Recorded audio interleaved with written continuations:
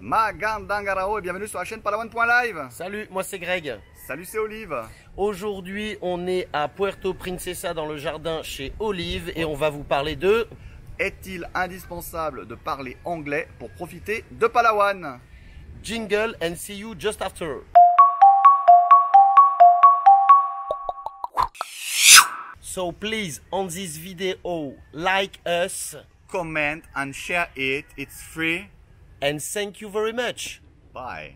Alors, quelle que soit la partie du globe où on prévoit de passer quelques jours, alors que ce soit à Palawan, mais de partout, on va dire dans le monde entier, il est forcément utile, malin, pertinent, peu importe le mot qu'on utilise, de connaître la langue locale. Donc notre conseil, ça serait d'apprendre les bases de Tagalog. En regardant notre site et notre chaîne YouTube, vous trouverez des vidéos et vous connaîtrez déjà une centaine de mots. Donc, ça peut déjà aider. Mais pour en revenir, on va dire au sujet de la vidéo et donc à la langue anglaise et au niveau d'anglais, moi je dirais que le niveau moyen d'anglais des locaux est plutôt bon et en tout cas meilleur que le niveau moyen des Français. Mais pas de panique, l'anglais ce n'est pas leur langue maternelle, donc n'ayez absolument pas peur de faire des fautes, ils vous corrigeront pas et ils en feront plus que vous. D'ailleurs, une expression que vous entendrez peut-être lorsque vous échangerez en anglais avec des locaux, c'est nosebleed.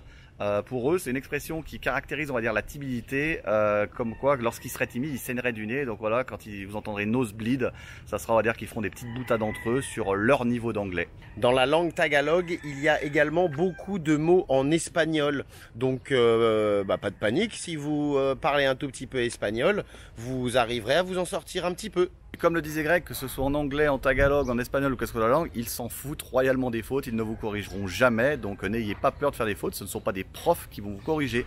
Pour résumer, pas de panique entre l'anglais, les petits mots en tagalog, l'espagnol, voire même du français, ça peut passer. Après, il y a le langage des signes, donc là, on arrive toujours à se faire comprendre pour aller quelque part, pour manger, demander sa direction.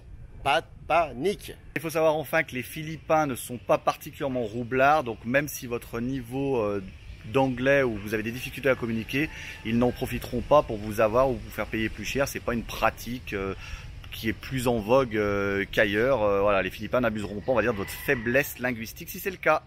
Alors, to speak English or not to speak English? That is the question. Mais vous l'aurez compris, vous passerez forcément un bon moment à Palawan, quel que soit votre niveau dans les différentes langues que vous pourrez utiliser sur place. Merci beaucoup et on se dit à la semaine prochaine. Bye bye à mardi.